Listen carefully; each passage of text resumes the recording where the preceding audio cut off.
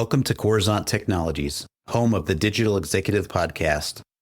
Welcome to the Digital Executive. Today's guest is Chandra Duggirala. Chandra Duggirala is a CEO and co-founder of Portal, the safest and easiest path to Bitcoin from any other chain or layer 2. A medical doctor turned entrepreneur, Chandra previously started a medical device company and founded an AI-based personalization nutrition company that customized diets based on genomic and metabolic levels. An advocate for free and unfettered markets, Chandra is passionate about innovating new market structures and leveraging the best available technology to deliver the value of financial self-sovereignty and superintelligence. Well, good afternoon, Chandra. Welcome to the show. Thank you for having me, Brian. Real glad to be here. Absolutely. I'm glad you jumped on as well. I love doing these things. As you know, I do about one a day, it seems like. But again, just so excited to be talking about the world of blockchain and Web3 and crypto and all that stuff that really gets me jazzed. It's something that I'm really passionate about. So, Chandra, jumping into your first question here, as a medical doctor turned entrepreneur, what motivated you to move from the medical field to technology and finance?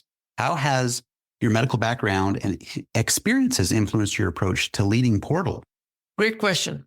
I don't think directly it has done anything to help lead a startup, but it does teach you a lot of patience. It does teach you how to observe human behavior. It does teach you that there is no end to learning, and you can basically learn anything if you put your mind and your heart into it. So, I was after medical school, I went to a PhD program in biophysics to go down the academic track. And obviously, I found that it's very constraining for someone who wanted to actually impact the world. The academic track is very narrowly focused, very narrowly designed, and it doesn't actually allow you to have a huge impact unless you get extremely lucky. The entrepreneurial path, on the other hand, is you can pretty much start anything you want as long as you're willing to commit to learning the domain and focus on it for long stretches of time. And the results are much more widespread in the sense that the impact you can have is much broader and if you're lucky, much deeper. So it's a very, very interesting experience to have your feet in both of these completely different domains that have very different cultures, both in terms of like the operational culture as well as the mindset.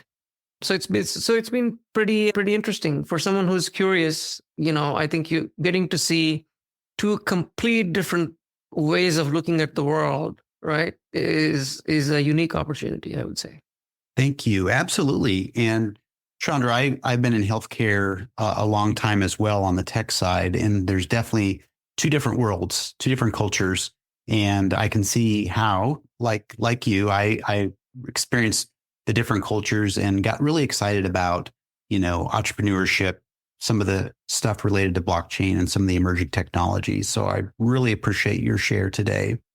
And Chandra, could you elaborate on the motivation behind rebranding from Portal DeFi to Portal to Bitcoin? How does this new branding reflect your broader mission to serve the Bitcoin community? This actually comes from when we started, we were building a protocol on top of Bitcoin to enable specifically DeFi applications, which is lacking compared to Ethereum and some of the other Turing-complete smart contract chains.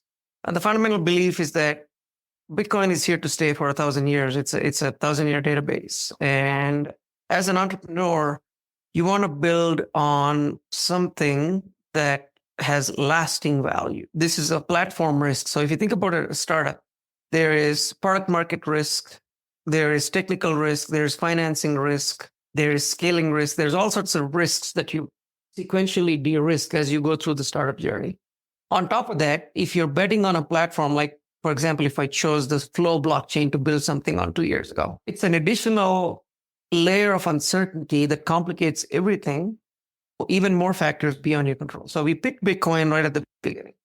And then we've seen the evolution of Bitcoin block space from being the just used for settling Bitcoin transfers and transactions to now you're actually seeing it become the settlement layer for many markets. We like to say Bitcoin is transforming into a the settlement layer for millions of markets. All the Bitcoin L2s, all of the tokens that will come out on the Runes protocol. There's going to be many L1s that actually start to use Bitcoin for equivocation and stuff like that. So Bitcoin is being transformed into the settlement layer for a million markets, basically.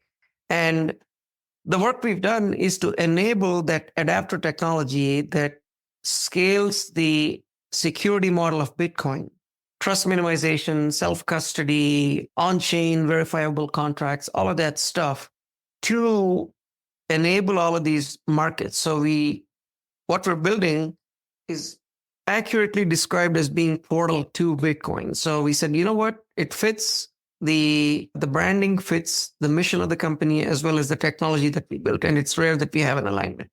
So that was an easy decision. Absolutely. And I think that was a very smart decision. We do know Bitcoin is the powerhouse and will be around for many, many years to come, if not past another millennia. So I appreciate your breakdown of that, really do. And Chandra, you bet. Can you explain the key innovations of your BitScaler technology and how it addresses the challenges of custody in decentralized finance? What makes BitScaler a game changer for cross-chain transactions? Great question. So if you look at the history of cross-chain transactions, the period between 2010 to 2019 was the era of on-chain, the era of centralized custodians, right? Centralized exchanges custody user funds and they enable you to trade and they settle on-chain when you withdraw. That was the dominant model. And I don't have to go into the details of how many exchanges have collapsed from Mt. Gox to FTX. I mean, there's a new exchange that collapses and loses user funds or gets hacked every week almost. From 2019, so empirically, centralized custodians have proven to be very, very harmful for users' financial safety and health. 2019 to 2024, there were these different attempts to have on-chain custodians, like multi-sig vaults. There are bridges and derivatives on other chains when the original underlying asset was held by a series of validators. All sorts of these attempts have also proven to be empirically very, very insecure. So for example, in 2023, $2.8 billion was lost from bridges just in 1 year.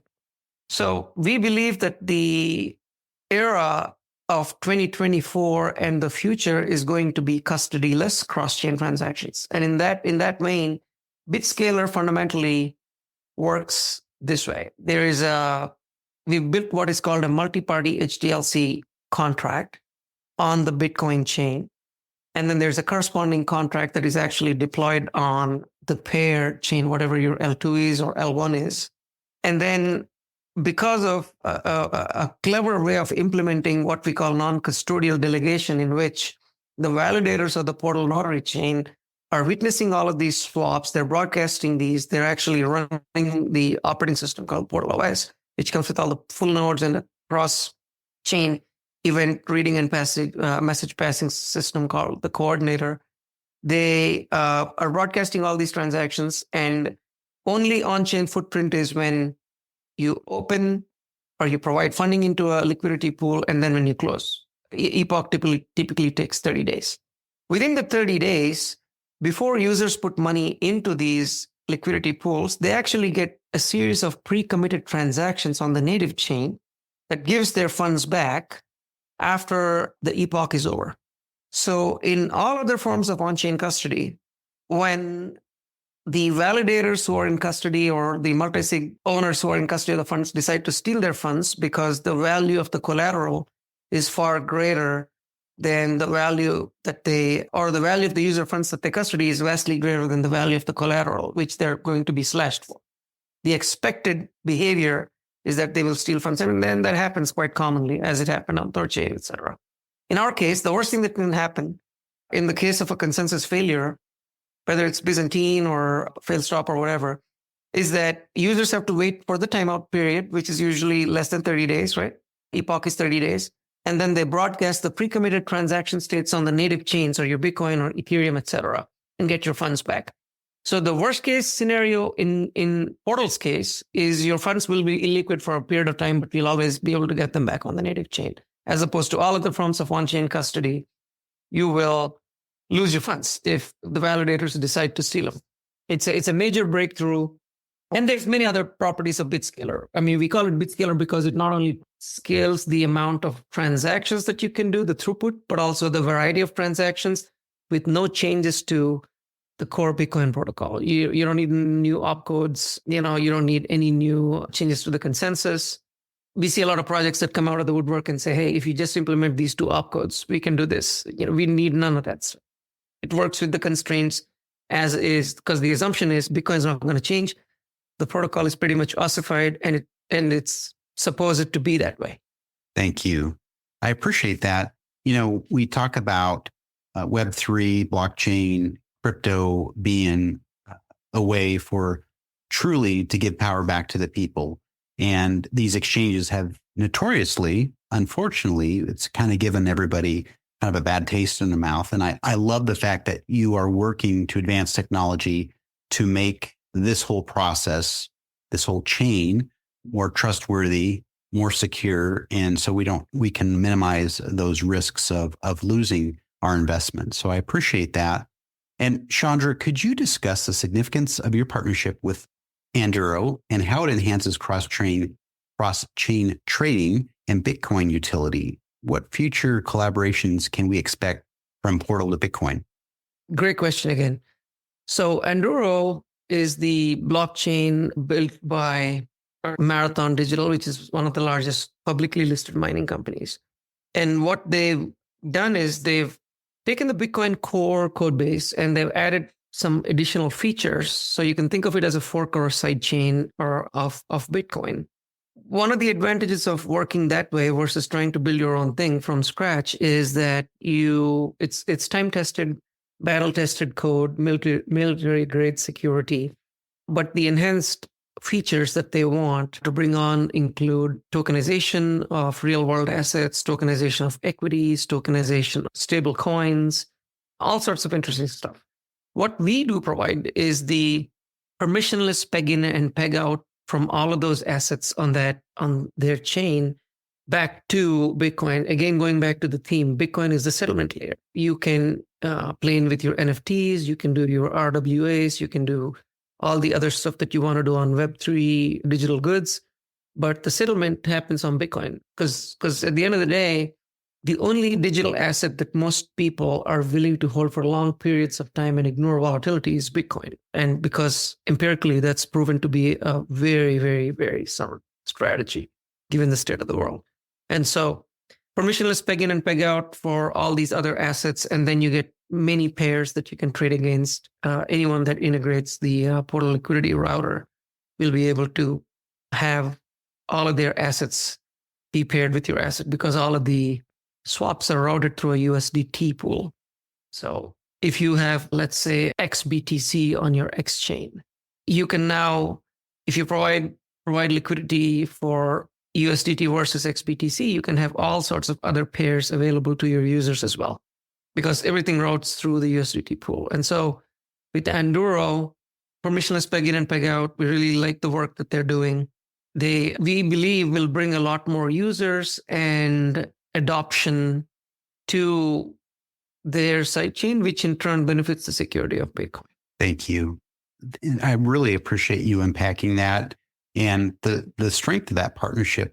Some of the innovations that they're leveraging, you're able to leverage as well. And again, just love that you're trying to make this a better place, something that is more trusted, something that is more versatile, and something that is going to help really the consumer at the end of the day. So I appreciate that.